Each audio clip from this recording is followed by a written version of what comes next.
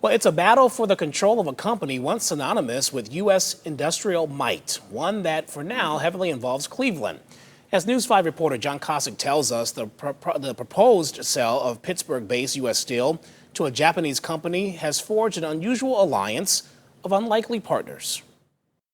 It is tough to think of an issue that can unite Republicans and Democrats in Washington, as well as the CEO of a Fortune 200 company and its union workers. But that's what the proposed sale of U.S. Steel to Japanese-owned Nippon Steel has done. It was Cleveland-based Cleveland-Cliffs with the backing of the United Steelworkers Union that got the ball rolling last August when they announced a bid for U.S. Steel. A bid rejected by the U.S. Steel board, which eventually accepted the offer from Nippon. 4 months ago, it almost looked like a done deal. That's when Ohio Senators Sherrod Brown and J.D. Vance led a bipartisan call for the Biden administration to push back against the sale of this U.S. asset to a foreign company, citing, among other things, national security concerns. We organized senators in the Midwest, and the sort of steel making, but also steel customer Midwest, understood what this meant. The President of the United States has come out against it. That move 2 weeks ago from the White House is one that the president and CEO of Cleveland-Cliffs tells me he believes kills the deal. He showed that an owner that's not an American company is not acceptable for the United States,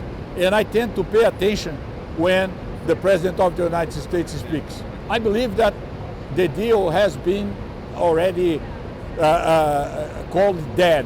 Nippon and U.S. Steel, though, disagree and are still moving forward with the planned purchase. Gonzalez meeting this day with Cleveland-Cliffs workers in Cleveland to bring them up to speed on the process. Back in January, Gonzalez announced Cleveland-Cliffs was moving on from U.S. Steel, so I asked him if all this means his offer is back on the table. No, my bid is not on the table.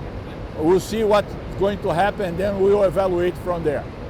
Of course, I'm still interested in acquiring U.S. Steel. It doesn't mean that I have a bid on the table. They passed an opportunity to sell for more and to sell for a company that had the full support of the USW. Now they will have to handle what's the consequences of their decisions.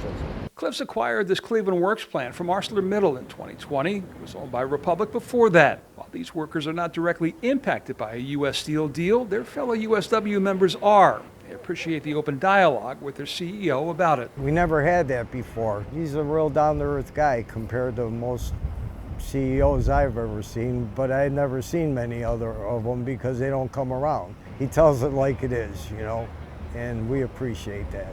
In Cleveland, John Kosick, News 5.